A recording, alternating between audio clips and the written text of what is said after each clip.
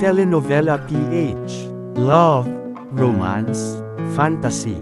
Kwentong aabot sa puso at imahinasyon. Gerald and Monica Stories. Kung hindi tayo noon. Ikalawang kabanata, mga lihim ng nakaraan. May mga tulong na hindi libre. At may mga utang na hindi nababayaran ng pera. Ilang linggo matapos ang huling pagkikita nila sa ospital, pinili ni Gerald na tuparin ang sinabi niya. Maghintay. Hindi siya nangulit. Hindi siya nagparamdam araw-araw. Pero hindi rin siya tuluyang lumayo. Paminsan-minsan, tahimik siyang dumadaan sa ospital. Hindi para istorbohin si Monica, kundi para siguraduhin na okay siya. Isang gabi, tahimik ang pasilyo. Kaunti lang ang tao. Nakatayo si Gerald sa malayo. Nakatanaw sa pintuan ng kwarto kung nasaan si Monica. At doon niya nakita, yung lalaking matagal na niyang napapansin. Lumabas ito ng kwarto. May hawak na sobra. Makapal. Halatang may laman. Siguraduhin mong tuloy-tuloy yan, sabi ng lalaki sa isang nurse. Hindi pwedeng maputol ang gamutan. Napakunot ang noo ni Gerald. Hindi siya nagpakilala, pero may kutob na siya. Dahan-dahan siyang lumapit. Pwede ba kitang makausap? Diretso. Napatingin ang lalaki. Hindi nagulat. Parang inaasahan niya ito. Gerald. Hindi tanong, kundi sigurado. Tahimik ang dalawa. Anong kapalit? Tanong agad ni Gerald. Walang paligoy-ligoy. Bahagyang ngumiti ang lalaki. Hindi masaya, kundi parang may tinatagong bigat. Hindi lahat ng tulong dapat ipinaliwanag. Pero may kapalit, di ba? Diin ni Gerald. Sandaling katahimikan. Meron. Diretso. Ang kapalit ay katahimikan. Napakunot ang noo ni Gerald. Hindi dapat malaman ng iba, lalo na ikaw. Dagdag ng lalaki. Parang may kumirot sa dibdib ni Gerald. Bakit ako? Hindi agad sumagot ang lalaki. Tumingin ito sa loob ng kwarto. Kung nasaan si Monica, dahil ikaw ang pinakamalaking kahinaan niya. Tahimik, mabigat, at sa simpleng sagot na iyon. Mas lalo pang nag-ulo ang lahat. Kung mahal mo siya, dugtong ng lalaki, hayaan mo siyang gawin ang kailangan niyang gawin. Hindi agad sumagot si Gerald. Pero sa loob niya, may kamakalabang emosyon. Paano kung ang pagmamahal ay nangangahulugang lumayo? Sa loob ng kwarto, hindi alam ni Monica na nasa labas si Gerald. Hindi niya alam na may mga bagay na unti-unti nang nalalaman. Nakaupo siya sa tabi ng kuya niya. Tahimik.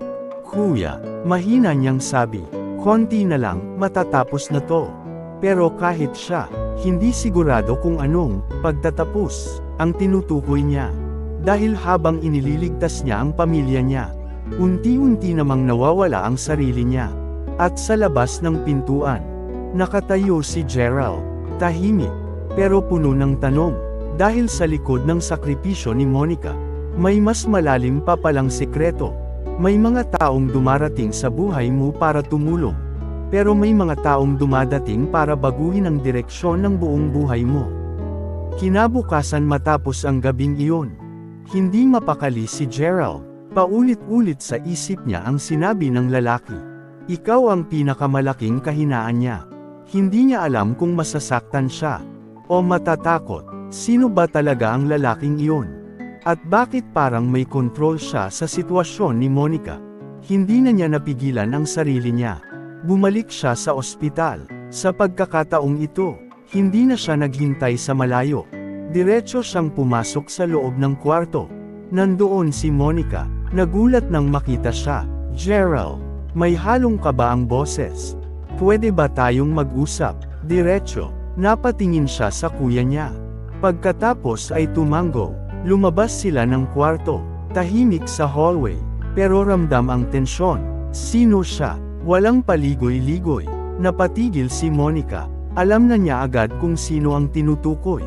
Gerald, sino yung lalaking tumutulong sa'yo? Ulit niya, mas madiin. Tahimik si Monica, pinipilit mag-isip ng sasabihin. Pero sa pagkakataong ito, alam niyang hindi na siya makakatakas. Kaibigan siya ng pamilya namin. Mahina niyang sagot, hindi lang yun. Diretso ni Gerald. Tingin mo hindi ko nakikita.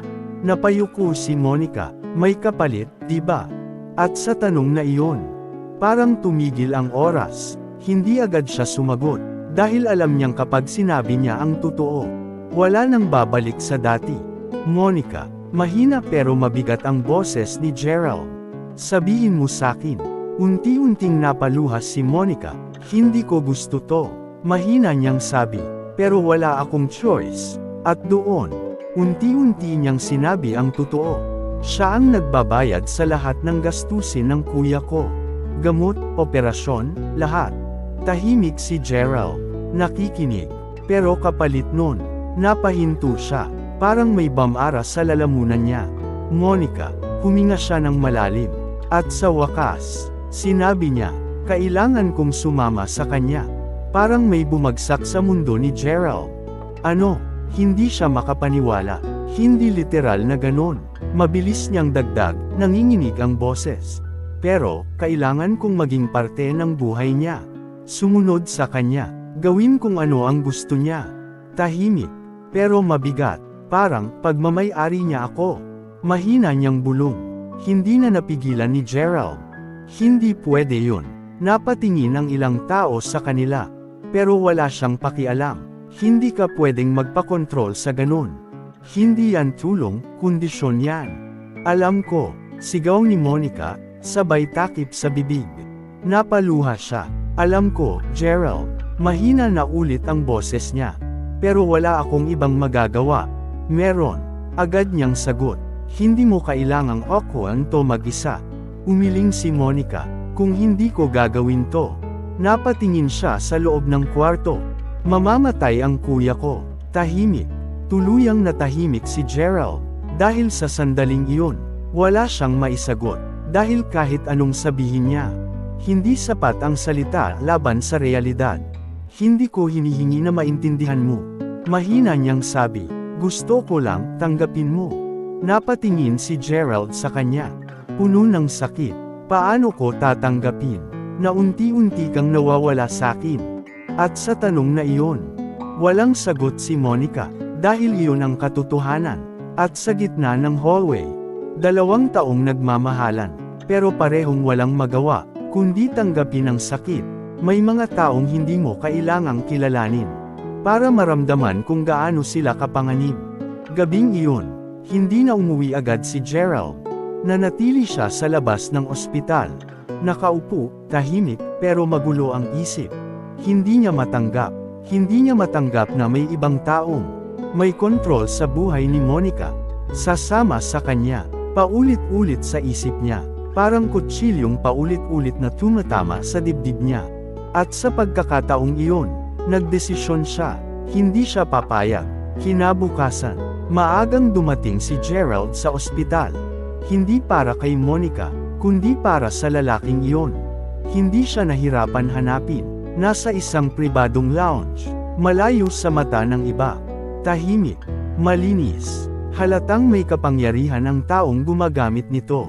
Pagpasok ni Gerald, nandoon siya, nakapormal, kalma, parang kontrolado ang lahat. Alam kong pupunta ka, hindi na ito nagulat, parang inaasahan na niya ang lahat. Bitawan mo si Monica, diretsahan agad si Gerald. Walang respeto, walang takot. Bahagyang ngumiti ang lalaki, hindi dahil natatawa, kundi parang may alam siyang hindi alam ni Gerald. Bitawan, mahinang ulit niya, hindi ko siya hinahawakan, ginagamit mo siya, sagot agad ni Gerald. Tahimik sandali, tinulungan ko siya, kalma niyang sagot, kung wala ako, patay na ang kuya niya ngayon. Tumahimik si Gerald, dahil kahit ayaw niya, alam niyang may katotohanan iyon. Pero may kapalit. Diin niya, lahat ng bagay may kapalit. Sagot ng lalaki, hindi lang kayo sanay tumanggap ng ganong realidad. Lumapit siya ng kaunti, at sa unang pagkakataon, mas naging seryoso ang mukha niya. Alam mo ba kung gaano kalaki ang ginastos ko para sa pamilya niya? Hindi sumagot si Gerald, hindi mo kayang ibigay yun. Diretso, matalim, at doon, napatahimik si Gerald. Dahil iyon ang katotohanan. Kung mahal mo siya, dugtong ng lalaki, tumabi ka. Biglang nag-init ang dugo ni Gerald. Hindi ko siya iiwan. Sandaling katahimikan. At doon, nagbago ang aura ng lalaki. Hindi na kalma, kundi malamig. Hindi ito tungkol sa pag-ibig. Mababa ang boses. Mapanganib. Ito ay tungkol sa pagpili. Lumapit siya kay Gerald. Sapat para maramdaman ang bigat ng presensya niya. Piliin mo, maging hadlang sa buhay niya.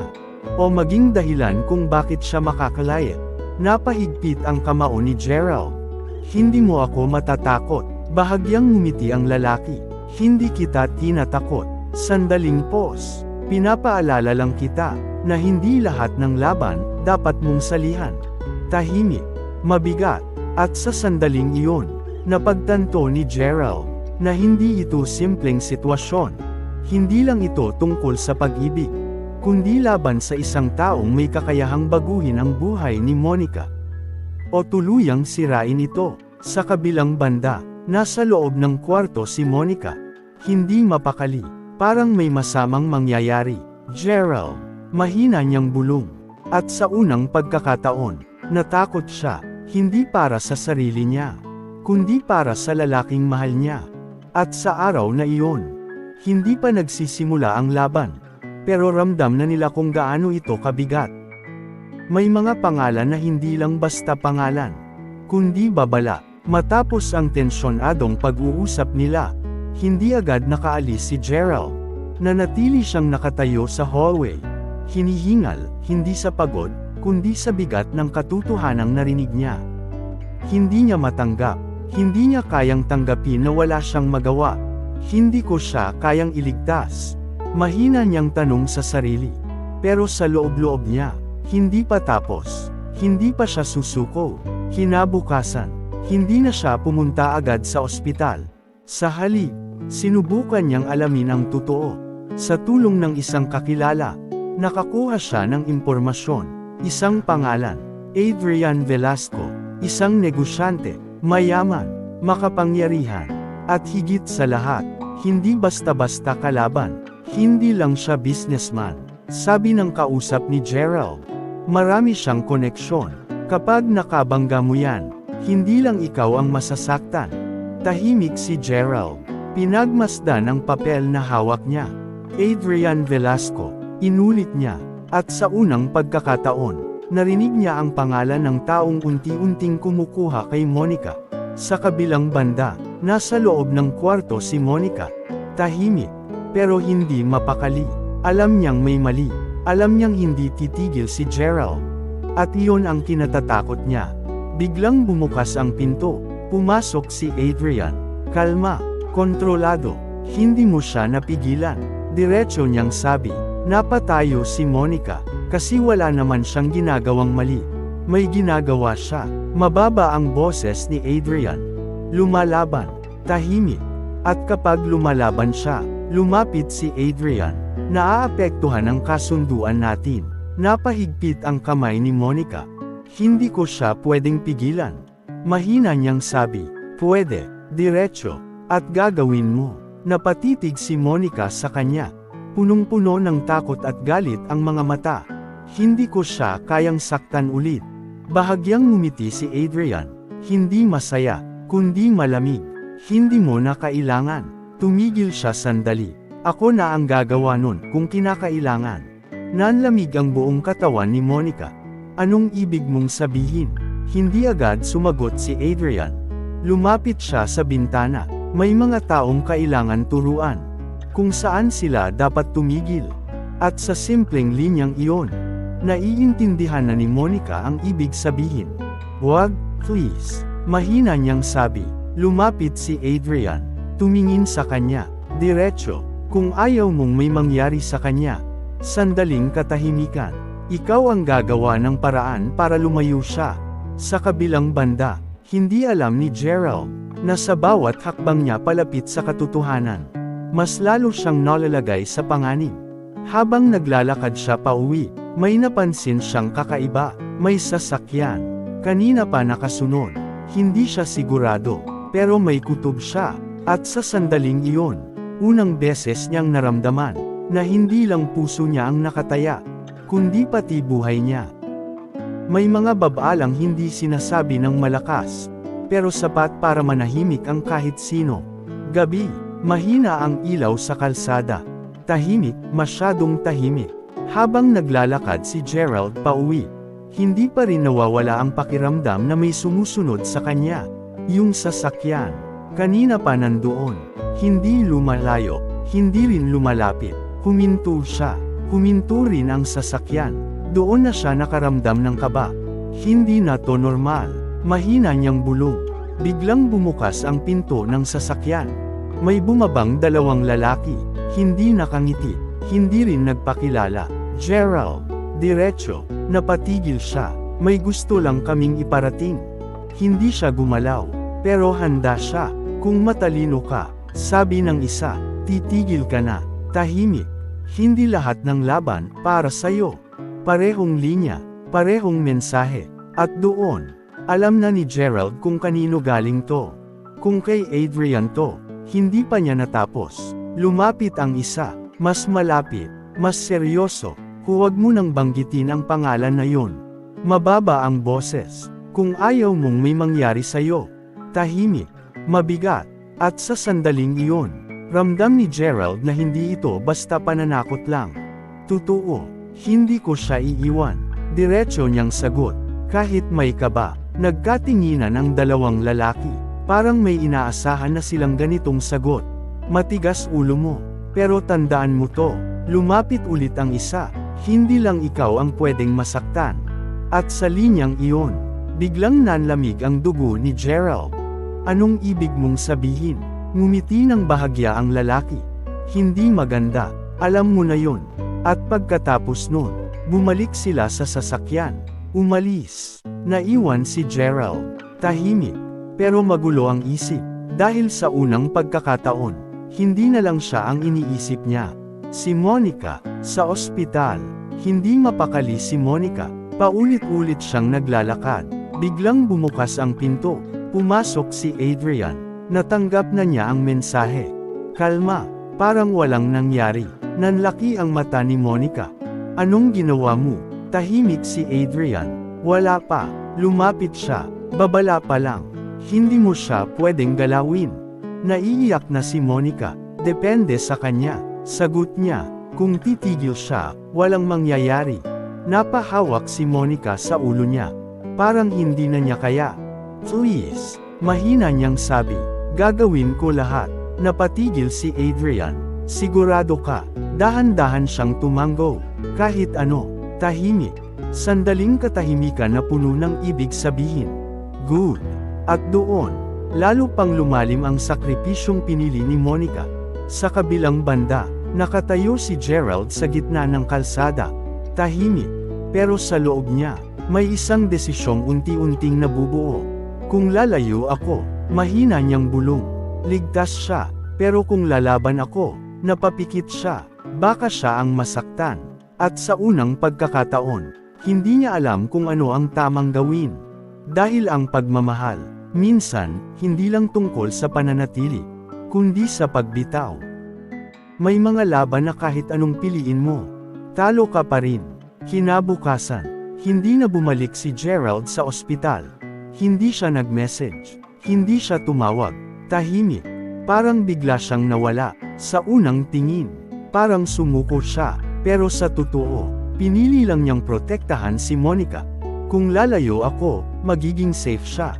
Paulit-ulit sa isip niya, kahit masakit. At sa bawat araw na lumilipas, lalo niyang pinipilit ang sarili niya na huwag lumingon. Hindi na siya dumadaan sa auditorium. Hindi na rin siya tumitingin sa ospital. Pero sa bawat gabi, hindi siya makatulog. Dahil sa bawat katahimikan, mas lalong lumalakas ang alaala ni Monica. Samantala, sa ospital, nararamdaman na ni Monica ang pagkawala. Hindi na siya bumalik. Mahina niyang bulong. Hindi niya alam kung anong mararamdaman. Sakit. O ginhawa. Dahil yun naman talaga ang gusto niya. Na lumayo si Gerald. Para maging ligtas. Pero bakit? Mas masakit pala kapag nangyari na. Isang gabi, tinawag siya ni Adrian, sa isang pribadong lugar, tahimik, malayo sa lahat. Natuto na siya, kalma niyang sabi, Tahimik si Monica. Umalis na siya. Dahan-dahan siyang tumango. Salamat. Mahina niyang sagot. Ngunit sa loob niya, parang may unti-unting namamatay. Lumapit si Adrian. At ikaw? Sandaling tumigil. Handa ka na ba? Napapikit si Monica. Ito na yon. Ang kapalit. Dahan-dahan siyang tumango. Handa na ako. At sa sandaling iyon, hindi na siya yung dating Monica, kundi isang taong handang isuko ang sarili para sa pamilya niya. Sa kabilang banda, mag-isa si Gerald, nakaupo sa isang lugar na dati nilang pinupuntahan. Tahimik, may hawak siyang cellphone. Bukas ang pangalan ni Monica. Matagal niyang tinitigan. Gusto niyang mag-message. Gusto niyang sabihin, "Miss na kita." Pero hindi niya ginawa. Dahan-dahan niyang pinatay ang screen. At sa unang pagkakataon, tinanggap niya na minsan, kahit mahal mo pa, kailangan mong mawala. At sa magkaibang mundo, pareho silang may piniling desisyon. Si Gerald, piniling lumayo para protektahan. Si Monica, piniling manatili kahit masira ang sarili. At doon nagsimula ang bagong yugto ng kanilang kwento. Hindi na sila magkasama, pero pareho pa rin silang nasasaktan. Dahil ang pag-ibig na pinilit kalimutan, hindi basta nawawala. May mga bagay na kayang baguhin ng panahon. Pero may mga damdaming kahit anong pilit mong ibaon, hindi pa rin nawawala. Lumipas ang ilang buwan. Tahimik na nawala si Gerald sa mundo ni Monica. Walang palem, walang paliwanag, parang bula, na bigla na lang naglaho. At sa paglipas ng panahon, nagbago ang lahat. Si Gerald, hindi na yung dating lalaking puno ng emosyon. Mas naging seryoso siya, mas tahimik, mas pinili niyang ituon ang sarili sa trabaho. Unti-unti, naging matagumpay siya, may sariling direksyon, may sariling mundo. Pero sa kabila ng lahat, may bahagi pa rin sa kanya ang hindi nagbago. Isang bahagi na hindi niya kayang punan. Samantala, si Monica, ganun din. Nagbago. Hindi na siya yung babaeng tahimik lang sa entablado. Hindi na siya yung simpleng nangangarap lang.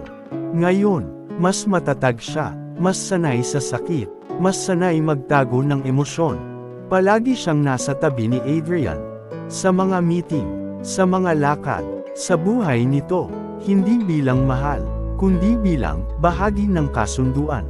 At sa bawat araw na lumilipas, lalo niyang natututunang iwan ang dating sarili niya. Pero kahit anong pilit niyang mag-move on, may mga gabi pa rin na hindi siya makatulog. Mga gabing tahimik, at bumabalik ang alaala ni Gerald. Isang ngiti, isang tingin, isang pangakong hindi natupad. Kamusta ka na? Mahina niyang bulong sa hangin. Isang araw, sa isang formal event, maliwanag ang ilaw. Puno ng tao, puno ng ngiti na hindi lahat totoo.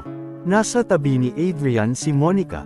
Maayos, elegant, kalma, hanggang sa, may isang pangalan ang tinawag. Please welcome, Gerald. Parang tumigil ang mundo. Dahan-daang napalingon si Monica. At doon niya siya nakita. Iba na, mas matatag, mas kalmado, mas malayo. At sa unang pagkakataon matapos ang ilang buwan, nagtagpo ulit ang kanilang mga mata. Walang galit, walang sigawan, pero mas masakit. Dahil ngayon, pareho na silang ibang tao. At sa gitna ng maraming tao, dalawang pusong minsang nagmahal, ang muling nagkita, pero hindi na tulad ng dati. May mga pagkakataon na magkaharap kayo, pero parang hindi na kayo magkakilala. Sa gitna ng event, patuloy ang ingay, tawanan, usapan, ilaw, pero para kina Gerald at Monica, parang nawala ng tunog ang mundo. 3 segundo, 4, 5 segundo, hindi sila gumagalaw, hindi sila nagsasalita, hanggang sa si Gerald ang unang umiwas ng tingin. At doon, mas lalong naramdaman ni Monica ang pagitan nila. Hindi na siya hinabol, hindi na siya tinawag, hindi na siya ang mundo nito. Ilang sandali pa, nagkasalubong sila, hindi sinasadya, o baka, tadhana na naman. Hi! Isang simpleng salita. Pero ang bigat, "Hi!" Mahina niyang sagot, tahimik. Wala na yung dating komportableng usapan. Wala na yung natural na tawanan. Parang dalawang estranghero, na may parehong alaala. Kamusta ka na? Tanong ni Gerald. Formal, malayo, okay lang. Sagot ni Monica, ngiting pilit. Pareho silang nagsisinungaling. Napatingin si Gerald sa kanya. Mas matagal. Napansin niya. Nagbago si Monica. Mas maayos. Mas kontrolado. Mas, hindi na siya. Busy ka na siguro. Mahina niyang sabi. Ganun din ikaw. Tahimik ulit. Hanggang sa, napansin ni Gerald ang taong paparating. Si Adrian. Lumapit ito. Diretso kay Monica. Ready na tayo. Kalma. Napatingin si Gerald sa kanya. Ngayon, harapan. At ikaw. Tingin kay Gerald. Maganda ang performance mo kanina. Hindi siya ngumiti. Salamat. Maikli. Ramdam ang tensyon. Pero hindi sila nag-away. Hindi sila nagtaasan ng boses. Mas delikado. Dahil pareho silang kalmado. Mauna na kami. Sabi ni Adrian. At sa pagkakataong iyon, hindi na tumingin si Monica kay Gerald. Sumunod siya, tahimik. Pero habang naglalakad, ramdam niya ang bawat hakbang. Mas mabigat kaysa dati. Sa likod, nakatayo si Gerald. Hindi siya gumalaw. Hindi siya humabol. Pero sa loob niya, may sumisigaw. Hindi pa tapos. Mahina niyang bulong. At sa gabing iyon, nagkita sila, nag-usap. Pero mas malinaw na ngayon. Hindi na sila yung dati. At mas mahirap pala yun, kaysa sa hindi magkita. May mga damdaming kahit ilang beses mong itago. May isang sandali na kusa itong lalabas. At kapag lumabas, wala ka ng kontrol. Matapos ang event, akala nila matatapos na doon ang lahat. Isang pagkikita, isang maikling usapan, at muling paglayo. Pero hindi. Habang palabas si Monica ng venue, biglang lumakas ang ulan. Malakas, biglaan, napatigil ang mga tao, nagkagulo sa labas. Maghintay muna tayo, sabi ng assistant ni Adrian. Pero si Monica, hindi mapakali, parang may humihila sa kanya pabalik. At bago pa siya makapag-isip, lumakad siya. Ma'am, hindi na siya napigilan. Lumabas siya sa ulan. Hindi niya alam kung bakit. Hindi niya alam kung saan siya pupunta. Hanggang sa, nakita niya siya. Si Gerald, nakatayo sa gilid ng kalsada. Walang payong, tahimik, parang naghihintay. Hindi na siya nagdalawang isip. Gerald, napalingon ito, nagulat. Monica, pareho silang nababasa ng ulan. Pero walang pakialam. Lumapit siya, mabilis. Bakit ka nandito? Tanong ni Gerald. Hindi siya sumagot agad. Humihinga siya ng mabigat, parang may gustong ilabas. At sa wakas, hindi ako okay. Tahimik. Hindi yon ang inaasahan ni Gerald. Monica, hindi ako okay, Gerald. Ulit niya, mas mahina. Mas totoo. At doon, nabutas ang pader. Hindi na niya napigilan. I tried. Naiiyak na siya. Sinubukan kong kayanin lahat. Pero ang hirap. Hindi na niya natapos. Tuluyan na siyang napaluha. Hindi na nag-isip si Gerald. Lumapit siya, at sa unang pagkakataon matapos ang lahat, niyakap niya si Monica, mahigpit, parang ayaw na niyang pakawalan ulit. At sa yakap na iyon, bumalik lahat, yung dati nilang sila, yung pagmamahal na hindi nawala. Miss na kita, mahina niyang bulong. Napatigil si Monica, dahil iyon ang salitang matagal na niyang gustong marinig.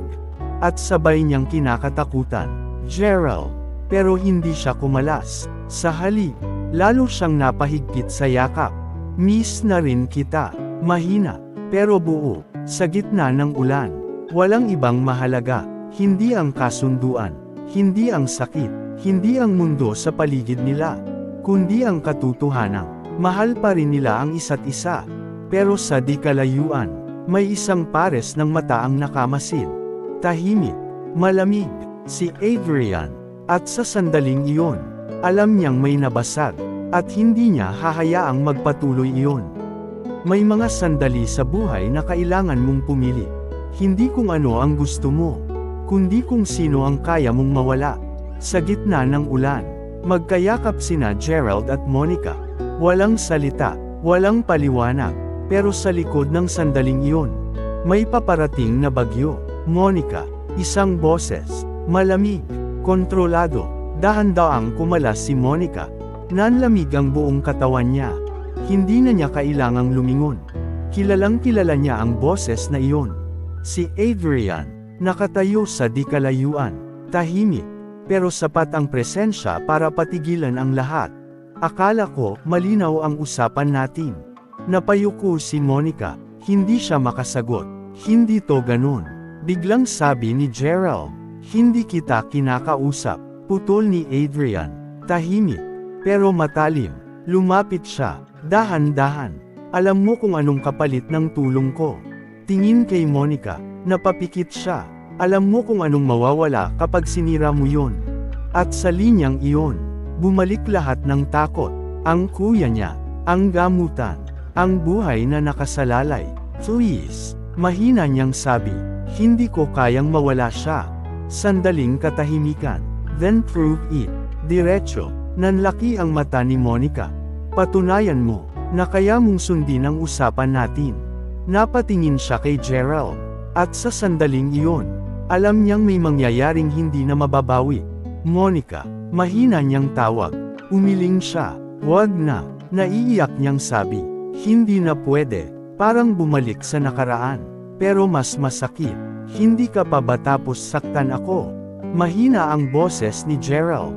Napapikit si Monica. Luha na ang dumadaloy. Kung kailangan. Oo. At doon, muli niyang pinili. Hindi ang sarili niya. Hindi ang pag-ibig. Kundi ang sakripisyo. Hindi kita mahal, Gerald. Tahimik.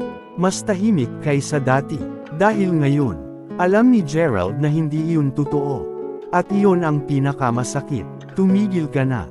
Dagdag ni Monica. Wala na to. Napatawa si Gerald. Pero walang saya. Hindi ka pa rin marunong magsabi ng totoo. Lumapit siya. Pero ngayon, ako na ang magsasabi. Tumingin siya kay Adrian. Hindi siya pag-aari mo. Sandaling katahimikan. At doon, nagbago ang hangin. Hindi. Mahinang ulit ni Adrian. Kung hindi dahil sakin, wala na siya ngayon. Hindi ibig sabihin nun, may karapatan ka sa buhay niya. Tahimik, pero mabigat. Napatingin si Monica sa kanilang dalawa. Pues, tumigil na kayo. Pero huli na, dahil sa sandaling iyon, hindi na lang ito tungkol sa kanya, kundi sa dalawang lalaking handang lumaban. Sa magkaibang paraan. Last chance, sabi ni Adrian. Lumayo ka. Tumingin si Gerald kay Monica. At sa mga mata niya, wala nang pagdududa. Hindi, isang salita, pero puno ng desisyon. Nanlaki ang mata ni Monica. Gerald, wag, pero hindi na siya umatras. Dahil sa unang pagkakataon, pinili niyang lumaban, kahit alam niyang may kapalit. At sa sandaling iyon, tuluyang nagbago ang lahat. Hindi na ito simpleng kwento ng pag-ibig, kundi isang laban, na may masasaktan, may mawawala, at may isang desisyon, na hindi na mababawi. Kung nagustuhan ninyo ang ikalawang kwento nila Gerald at Monica, huwag kalimutang mag-like, share and subscribe, at pindutin ang notification bell para sa susunod at huling kabanata ng Kung Hindi Tayo Noon.